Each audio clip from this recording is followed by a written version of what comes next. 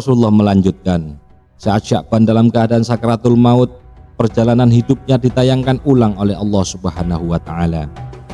Bukan hanya itu, semua ganjaran dari perbuatannya diperlihatkan oleh Allah. Apa yang dilihat oleh Sya'ban dan orang yang sakaratul maut tidak bisa disaksikan oleh orang lain.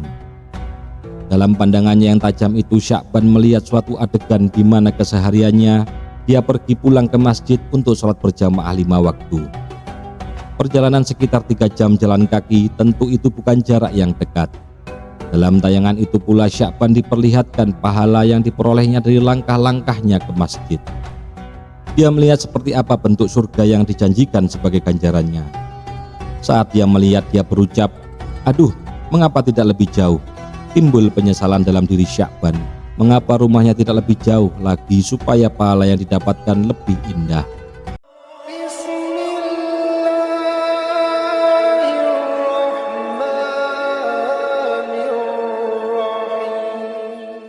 Assalamualaikum warahmatullahi wabarakatuh. Allahumma sholli ala sayyidina Muhammad wa ala ali sayyidina Muhammad. Sahabat beriman, tonton sampai habis. Semoga Allah Subhanahu wa Ta'ala semakin memahamkan kita tentang Islam melalui kisah ini sebagai bukti cintanya. Kisah kali ini adalah kisah tentang seorang sahabat Rasulullah Shallallahu Alaihi Wasallam yang menyesal saat sakaratul maut bernama Sya'ban. Sya'ban radhiyallahu anhu ini memiliki kebiasaan yang cukup unik. Saat dia datang ke masjid selalu sebelum waktu sholat berjamaah, tetapi dia memiliki tempat favorit, yaitu selalu menempati posisi di pojok masjid pada setiap sholat berjamaah dan iktikaf. Dia beralasan bahwa dengan mengambil posisi di pojok masjid tidak akan mengganggu atau menghalangi orang lain yang akan melakukan ibadah di masjid itu. Dan kebiasaan ini sangat dipahami oleh semua sahabat, termasuk diri Rasulullah sendiri. Pada suatu pagi, Rasulullah Shallallahu Alaihi Wasallam merasa heran saat sholat subuh berjamaah akan dimulai karena tidak mendapati Sya'ban di pojok masjid seperti biasanya. Rasulullah pun bertanya kepada seluruh jamaah yang hadir, apakah ada yang melihat Sya'ban? Tetapi tidak ada seorang pun yang tahu keberadaan Sya'ban. Rasulullah Shallallahu Alaihi Wasallam akhirnya memutuskan untuk menunda sejenak sholat subuh demi menunggu kehadiran Sya'ban yang dianggap datang ke masjid lebih lambat dari biasanya.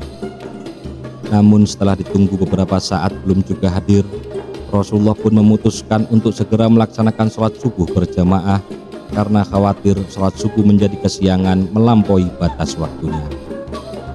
Dan ternyata sampai sholat subuh selesai dilaksanakan, Sya'ban pun belum juga datang. Setelah sholat subuh, Rasulullah bertanya kembali, apakah ada yang mengetahui kabar Sya'ban? Namun tetap tidak ada seorang pun yang bisa menjawabnya.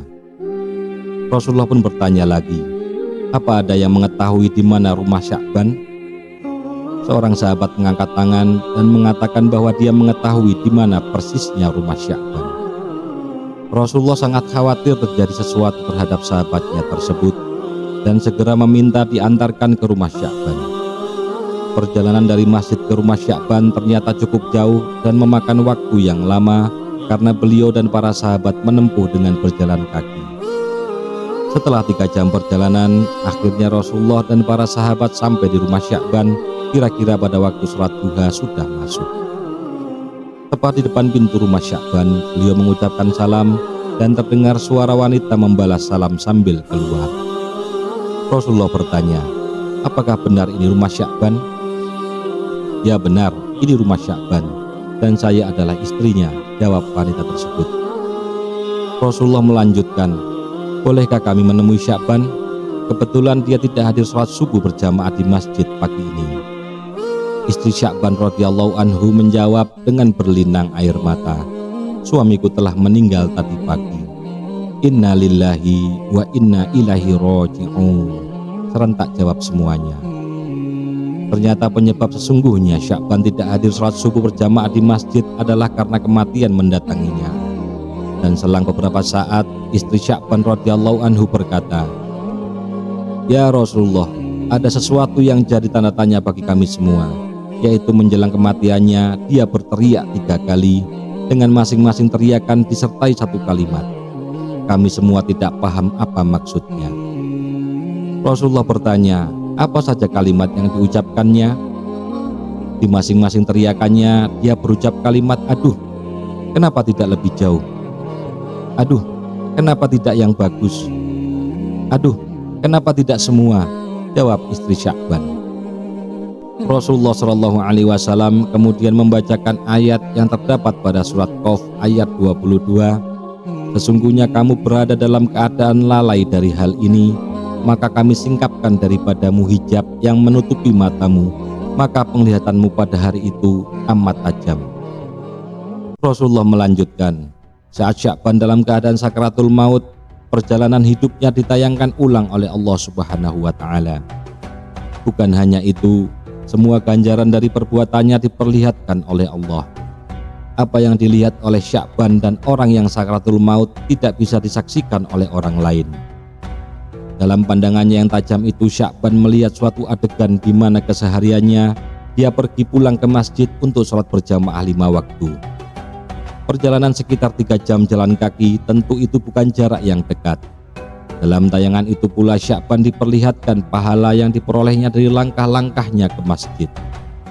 Dia melihat seperti apa bentuk surga yang dijanjikan sebagai ganjarannya. Saat dia melihat, dia berucap, aduh, mengapa tidak lebih jauh?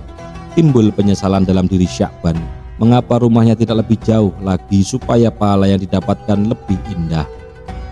Dalam kalimat berikutnya, Sya'ban melihat saat ia akan berangkat sholat berjamaah di musim dingin. Saat ia membuka pintu, berhembuslah angin dingin yang menusuk tulang. Dia masuk ke dalam rumahnya dan mengambil satu baju lagi untuk dipakainya. Dia memakai 2 baju.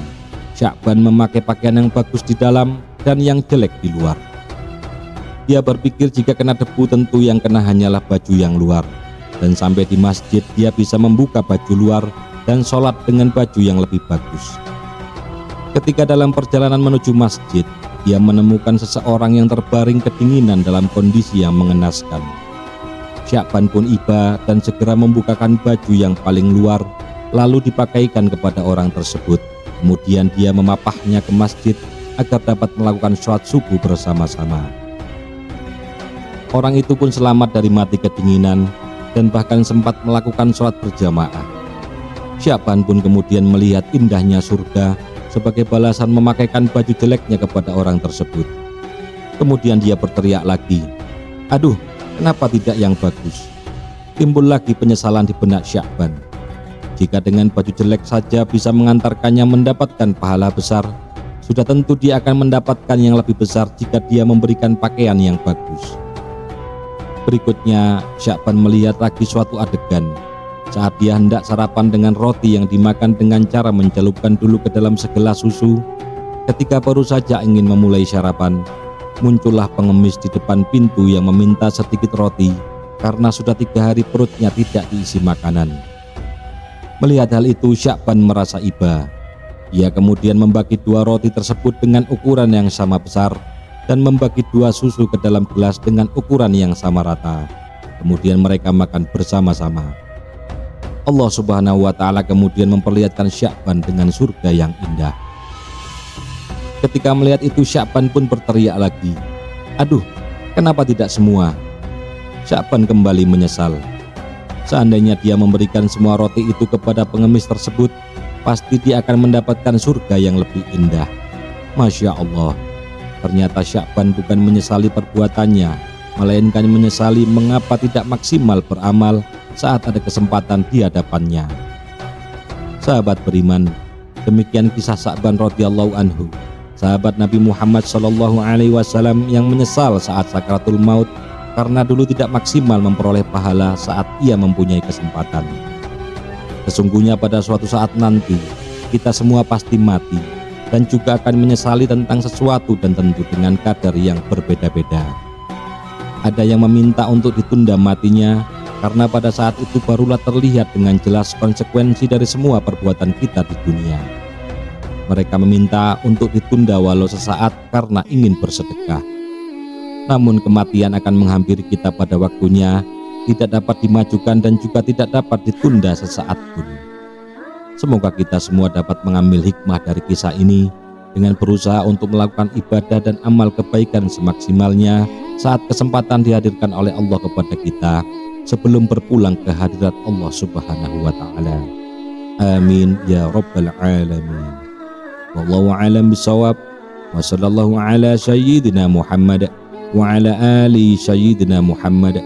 Wassalamualaikum warahmatullahi wabarakatuh.